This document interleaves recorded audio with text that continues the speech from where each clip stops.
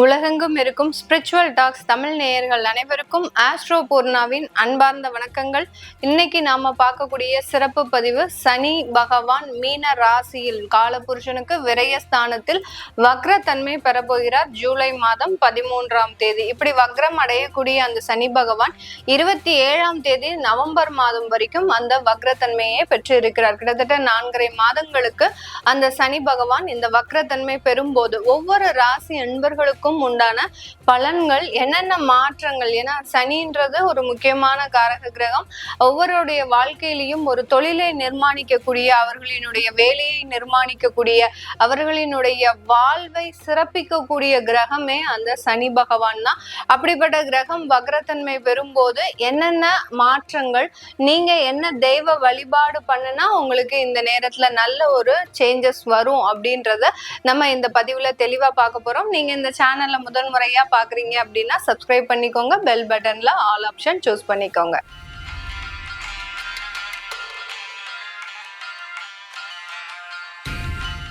கன்னிராசி என்பர்களுக்கு சனி பகவான் 7ஆம் இடத்துல வக்ரத்தன்மை பெறுகிறார். சனி பகவான் 7ஆம் இடத்துல வக்ரத்தன்மை பெறாரு அப்படின்றதுனால இந்த கன்னிராசி என்பர்களுக்கு கொஞ்சம் ஒரு நல்ல பலன்கள் அதிகமாக விரைவாக கிடைக்கக்கூடிய ஒரு நேரமாக இருக்கும். எந்த ஒரு நல்லது நடந்தாலுமே அது பெரிய அளவுக்கு செலிப்ரேட் பண்ணாத ஒரு அன்பர்கள் அப்படின்னு பாத்தீங்கன்னா இந்த ராசி என்பர்கள் மட்டும்தான், இந்த கன்னிராசி என்பர்கள் மட்டும்தான். பெரிய அளவுக்கு சந்தோஷமும் பட மாட்டாங்க, பெரிய அளவுக்கு ஒரு அசால்ட்டாவும் எடுத்துக்க மாட்டாங்க. எந்த இடத்துல எதை வச்சு நம்ம சந்தோஷமா இருக்க முடியும் அப்படின்றத முழுமையாக நம்பிக்கை வைத்து வாழ்க்கையை நடத்துபவர்கள் இந்த கன்னிராசி என்பர்கள். இவர்களுக்கு இழப்புகள் எந்த இடத்துல இருக்கும் அப்படின்னு கேட்டீங்கன்னா கணவன் மனைவி இழப்புகள் தான் அதிகமாக இருக்கும். ஒரு திருமணம் செஞ்சுட்டு அந்த திருமணத்துல வாழ்க்கையில நடத்துறதுக்குள்ள இவர்களுக்கு மிக பெரிய அளவுக்கு சிக்கல்கள். அடுத்து பாத்தீங்கன்னா அந்த திருமண உறவுகள்ல அந்த கணவன் சார்ந்த உறவுகளும் சரி, மனைவி சார்ந்த உறவுகளும் சரி, இவர்களுக்கு அதிகமாக நெருக்கடிகளை கொடுத்துக்கிட்டே இருப்பாங்க. இவர்களோடு சேர்ந்து வாழ முடியாத அளவிற்கு அதிகப்படியான ஒரு நெருக்கடிகளை இந்த கன்னிராசி என்பர்களுக்கு கொடுத்துக்கிட்டே இருப்பாங்க. இவங்க ஃபேஸ் பண்ற ஒரே ஒரு இடம் பாத்தீங்கன்னா அந்த லைஃப்ல அந்த ஒரு ஃபேமிலி, அந்த ஹஸ்பண்ட் அண்ட் ஒய்ஃப் ப்ராப்ளம் மட்டும்தான் இந்த கன்னிராசி என்பர்களுக்கு அதிகமாக இருக்கும். ஆனாலும் சில கன்னிராசி என்பர்கள் பாத்தீங்கன்னா இவர்களை மாதிரியான ஒரு அந்யோன்யம் யாருக்குமே இருக்க முடியாது. அவங்க என்ன நினைக்கிறாங்களோ அந்த வேலையை அப்படியே செய்வாங்க. அதே சமயத்துல வெளியிடத்துக்கு ஒரு உறவினர் வீட்டுக்கோ இல்ல ஃப்ரெண்ட்ஸ் வீட்டுக்கோ போயாச்சுன்னா 2 பேரும் ரொம்ப அண்டர்ஸ்டாண்டிங்கா, இப்படி பார்த்தாலே என்ன சொல்றாங்க, என்ன செய்யணும் அப்படின்றத ரொம்ப அண்டர்ஸ்டாண்டிங்கா பழகுபவர்களும் நம்ம கன்னிராசி என்பர்கள் தான். இவர்களுக்கு 7ஆம் இடத்துல அந்த சனி பகவான் வக்ரத்தன்மை பெறதுனால இப்படிப்பட்ட அந்த கணவன் மனைவி ஒற்றுமைன்றது கொஞ்சம் பிரியக்கூடிய ஒரு தருணமாக இருக்கும். அந்த பிரிவு தற்காலிக பிரிவா தான் இருக்கும். பெரிய அளவுக்கு பயப்படாதீங்க, மீண்டும் சேர்வதற்குண்டான ஒரு தருணமாகவும் இருக்கும். ஏன்னா இந்த சனி பகவான் உங்களுடைய 6ஆம் வீட்டு அதிபதியும் கூட. அந்த 6ஆம் இடத்துல அந்த ராகும் வக்ரத்தன்மையோட இருக்கிறதுனால அந்த கணவன் மனைவி பிரிவு, ஒரு பேச்சுவார்த்தை, ஒரு யதார்த்தமான ஒரு பேசின பேச்சு பாத்தீங்கன்னா பெரிய அளவுக்கு பூகம்பமா ஆகிறது யாரால? உங்களை சார்ந்து இருப்பவர்கள்னால, உங்களோட சேர்ந்து இருக்கக்கூடிய அந்த குடும்ப உறவுகள்னால. நீங்க என்னமோ ரொம்ப யதார்த்தமா தான் பேசியிருப்பீங்க, உங்களுடைய கணவனோ மனைவியோ ரொம்ப அண்டர்ஸ்டாண்டிங்கா தான் இருந்திருப்பாங்க.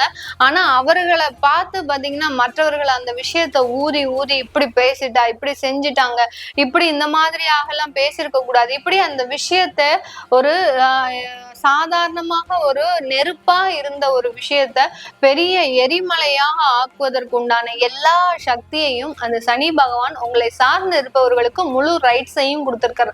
அந்த அளவிற்கு அந்த குடும்ப உறவுகள்ன்றது மிகப்பெரிய ஒரு பிரிவினையை உங்களுக்குள்ள ஏற்படுத்தக்கூடிய ஒரு தருணமாக தான் இருக்கும். இந்த காலகட்டம் அது தற்காலிகமா தான். நான் உங்களுக்கு சொன்ன மாதிரி கொஞ்சம் டெம்பரவரியா தான் இருக்க போது. இந்த பதிவின் முடிவுல உங்களுக்கு உண்டான தெய்வ வழிபாடு சொல்லியிருப்பேன். அதை நீங்க பிரார்த்தனை பண்ணிட்டீங்க அப்படின்னாலே ஆட்டோமேட்டிக்கா உங்களுக்கு அதுல இருந்து விடுபடக்கூடிய ஒரு நேரமாக தான் இருக்கும். அடுத்து இந்த கன்னிராசி என்பர்களுக்கு வேலையெல்லாம் சுலபமா கிடைக்க போகுது, எந்த விதமான ஒரு ஆட்சேபனையும் இல்லாமல். அதாவது கடந்த காலத்துல வேலை தேடி இருப்பீங்க, கிட்டத்தட்ட 6 மாசமா வேலை தேடி இருப்பீங்க. அந்த வேலையில பாத்தீங்கன்னா 1008 கண்டிஷன் போட்டிருப்பாங்க. உங்க சர்டிபிகேட் வேணும், அடுத்து நீங்க இந்த இடத்துல 3 3 வருஷம் வேலை பார்க்கணும், 4 வருஷம். எல்லாருமே ஜெனரல் அக்ரிமெண்ட் ஒரு 2 வருஷம் 3 வருஷம் போடுவாங்க. நீங்க பாக்குற கம்பெனி எல்லாமே 4 வருஷம் 5 வருஷம் உங்களுடைய வாழ்க்கையை முடிக்கக்கூடிய அளவிற்கு அந்த கண்டிஷன் பேசிஸ் எல்லாம் பாத்தீங்கன்னா மிக கடுமையாக இருந்திருக்கும். இதுக்கு எல்லாத்துக்கும் நீங்க அப்ரூவ் கொடுத்தாதான் நீங்க இந்த வேலையில சேர முடியும். அதே சமயத்துல பாத்தீங்கன்னா எந்த இடத்துலயுமே வேலைக்குன்னு ஒரு டெபாசிட் வாங்கவே மாட்டாங்க. ஆனா நீங்க போற இடத்துல எல்லாம் பாத்தீங்கன்னா நீங்க இவ்வளவு அமௌண்ட் செலுத்தினாதான் நீங்க இந்த வேலைக்கே வர முடியும் அப்படின்ற மாதிரியாக மணி பேசிஸ்ல இந்த வேலை வாய்ப்புன்றது உங்களுக்கு மிகப்பெரிய அளவுக்கு நெருக்கடியை கொடுத்துக்கிட்டே இருக்கும். ஆனால் இந்த சனி 7ஆம் இடத்துல வக்ரத்தன்மை அடையும் போது அந்த வேலை வாய்ப்புல இருந்த சிக்கல்கள் எல்லாமே நீங்கக்கூடிய ஒரு தருணமாக இருக்கும். உங்களுடைய திறமைக்கு, உங்களுடைய நாலேஜுக்கு எல்லாமே மிகப்பெரிய ஒரு உயர் பதவிகள், நீங்க நினைத்த இடத்தை, நீங்க நினைத்த ஒரு பொசிஷனை அடையிறதுக்கு உண்டான ஒரு தருணமாக தான் இந்த கன்னிராசி என்பர்களுக்கு இருக்க போது. இந்த கன்னிராசி என்பர்கள் இந்த காலகட்டத்துல வெளிநாடு சென்று போய் வேலை பார்க்கறதுக்கு உண்டான ஒரு நேரமாக இருக்கும். அதுக்குன்னு சில செலவுகளையும் கண்டிப்பா செய்வீங்க, செய்யாமலாம் இருக்க மாட்டீங்க. ஏன்னா உங்களுக்கு அதுல 100% உத்தரவாதம்ன்றது கண்டிப்பா உங்களுக்கு தெரியும். இந்த இடத்துல நம்ம பணம் கொடுத்தா கண்டிப்பா நமக்கு வேலைன்றது கிடைக்கும் அப்படின்ற மாதிரியாக அந்த 100% அந்த உத்தரவாதம் அடைந்த பின்புதான் அந்த நீங்க பணத்தை செலவு பண்ணி போகக்கூடிய ஒரு தருணமாக இருக்கும். அதுக்கு எல்லாத்துக்குமே ஒரு 100% இந்த சனி வக்ரத்தன்மை உங்களுக்கு முழுமையாக ஒத்துழைக்கக்கூடிய ஒரு தருணமாக தான் இருக்க போது. தொழில் சம்பந்தமான ஒரு வளர்ச்சின்றது கண்டிப்பாக இந்த காலகட்டம் இருக்கும். தொழில்ல பாத்தீங்கன்னா அதிகப்படியான ப்ராஜெக்ட்ஸ் இருக்கும். யாரெல்லாம் கன்சல்டன்சி பிசினஸ் பண்றீங்களோ அவர்களுக்கு எல்லாருக்குமே பாத்தீங்கன்னா உங்களுடைய பேச்சாற்றல் அப்படின்றது மிக பெரிய அளவுக்கு ஸ்ப்ரெட் ஆகிக்கிட்டே இருக்கும். இவங்க இந்த கம்பெனில நல்ல கன்சல்டன்சி கொடுக்குறாங்க, நல்ல அவங்களுடைய எஃபிஷியன்ட்டா நமக்கு நல்லா சொல்றாங்க அப்படின்ற அளவுக்கு உங்களுடைய பேச்சாற்றல் உங்களுக்கு ஒரு கவரக்கூடிய ஒரு பேச்சாற்றல் இருக்கும். அதனால நிறைய ஒரு ஹீலிங்லாம் நடக்கும். அவங்களுக்கு என்ன ஒரு வேணுமோ, அதாவது உங்களுடைய கிளையன்ட்ஸுக்கு என்ன மாதிரியான ஒரு அமைப்புகள் வேணுமோ அது எல்லாத்தையுமே நீங்க ரொம்ப சுலபமா பெற்று தருவீங்க. அந்த இருக்கக்கூடிய ஒரு அமைப்புன்றது இருக்கிறதுனால இப்போ உங்களுடைய பிசினஸ்னுடைய வளர்ச்சின்றது அதிகப்படியாக ஸ்ப்ரெட் ஆகிறதுக்கு உண்டான ஒரு நேரமாக இருக்கும். இன்க்ளூடிங் உங்களுடைய ஃபாரின் கண்ட்ரீஸ்க்கு கூட இது நல்ல உங்களுடைய பிசினஸ் டெவலப் ஆகிறதுக்கு உண்டான ஒரு நேரமாக இருக்கும். இந்த 4.5 மாதத்துல பாத்தீங்கன்னா நீங்க பிசினஸ் ட்ரிப்பாக ஃபாரினுக்குலாம் ஒரு 2-3 வாட்டி போயிட்டு வந்துருவீங்க. அதனால நிறைய வளர்ச்சிகள் கண்டிப்பாக இருக்கும். ஃபேமிலியில தான் கொஞ்சம் இஷ்யூஸ் இந்த காலகட்டத்துல இருக்குமே ஒழிய அதுவும் தற்காலிகமானதுதான். பெரிய அளவுக்கு அது உங்களுக்கு தொந்தரவை கொடுக்காது. அடுத்து உங்களுடைய 4ஆம் இடத்தை அந்த சனி பகவான் வக்ர பார்வையாக பார்க்கறதுனால சொத்து வாங்கினதுனால சில பிரச்சனைகள் உங்களுக்கு கண்டிப்பாக இருக்கு கடந்த காலத்துல. அதுல எல்லாமே உங்களுக்கு நிவர்த்திகள் கண்டிப்பா இந்த காலகட்டம் கிடைக்கும். இல்ல அந்த சொத்தை விற்கக்கூடிய ஒரு சிச்சுவேஷன் கூட வரும். சில பேருக்கு சொத்துல இருந்து பிரிந்து போகக்கூடிய ஒரு சிச்சுவேஷன். நீங்க இந்த இடத்துல இருந்து என்னைக்கு அந்த சொத்தை வாங்கினீங்களோ அதுல மிகப்பெரிய ஒரு பிரச்சனைகளை சந்தித்து அதுல இருந்து எப்படியாவது நம்ம வெளியில போனா போதும் அப்படின்னு அந்த சொத்தை நீங்க வாடகைக்கு விட்டுட்டு வேற இடத்திற்கு போகக்கூடிய ஒரு சிச்சுவேஷன் வரலாம். இல்ல சில பேர் முன்னெச்சரிக்கையாக இந்த சொத்தை வித்துட்டு நம்ம வேற இடத்துல சொத்து வாங்கலாம் அப்படின்ற ஒரு முடிவுகளும் எடுக்கக்கூடிய ஒரு தருணமாக இருக்கும். சொத்து வாங்கணும்னு விருப்பப்படுறவங்க இப்ப வாங்காதீங்க. இன்னும் ஒரு டிசம்பர் மாசத்துல அந்த சொத்துக்களை வாங்கும் போது ஆட்டோமேட்டிக்காக அதுல இருக்கக்கூடிய உங்களுக்கு தோஷங்கள் பிரச்சனைகள் முழுமையாக குறையக்கூடிய ஒரு தருணமாக இருக்கும். யாரெல்லாம் சொத்து வாங்கணும் அப்படின்னு விருப்பப்படுறீங்களோ இந்த காலகட்டம், புதிதாக சொத்து வாங்குபவர்களுக்கு இந்த காலகட்டம் அருமையான அமைப்பு கிடையாது. ஏற்கனவே சொத்து வச்சிருக்கிறோம், நாங்க விற்கணும் அப்படின்றவங்களுக்கு மட்டும்தான் இந்த அமைப்பு நல்ல அமைப்பு.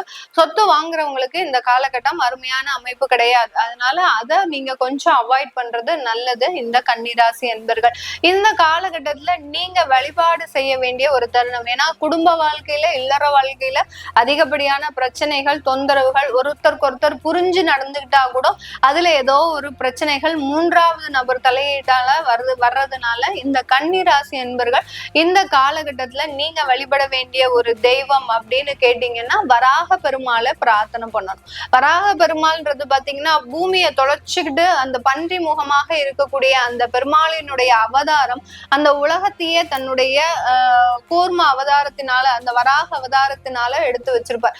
அந்த அந்த வராக பெருமாளை, அதாவது உங்களுக்கும் அந்த சொத்துனால தோஷம் இருக்கிறதுனால அந்த சொத்துனால ஏற்படக்கூடிய ஒரு அமைப்பை, தோஷத்தை நீக்குவதற்கு அந்த வராக பெருமாளை பிரார்த்தனை பண்ணலாம், இல்ல வாராகி அம்மனை பிரார்த்தனை பண்ணலாம். இந்த மாதிரியான அந்த தெய்வங்களை பிரார்த்தனை பண்ணும்போது இல்லற வாழ்க்கையும் மிக பெரிய அளவுக்கு இடைவிடாமல், அதாவது ஒரு பிரிவை சந்திக்காமல் ஒரு தற்காலிக பிரச்சனைகளோட நிக்கிறதுக்கு வாய்ப்புகள் அதிகமா இருக்கு. இந்த பிரார்த்தனைகளை பண்ணி பாருங்க. உங்களுக்கு நான் மேல சொன்ன பிரச்சனைகள் ஏதாவது இருக்கு அப்படின்னா கீழே கமெண்ட் பாக்ஸ்ல பதிவு பண்ணுங்க. இப்ப நம்ம சொன்ன அமைப்புகள் எல்லாமே கோச்சார நிலவரப்படி பலன்களை கணிச்சு சொல்லியிருக்கிறோம். உங்களுடைய தசாபுத்தி பலன்கள், இல்ல உங்களுடைய தசாபுத்திக்கு என்ன பலன்கள் இருக்கும் அப்படின்னு கேட்க விருப்பப்படுறவங்க கீழே இருக்கிற நம்பருக்கு வாட்ஸ்அப்ல அப்பாயின்மெண்ட் வாங்கிட்டு நீங்க என்கிட்ட கன்சல்ட் பண்ணிக்கலாம். உங்களிடமிருந்து விடைபெறுவது உங்கள் ஆஸ்ட்ரோ பூர்ணா. நன்றி, வணக்கம்.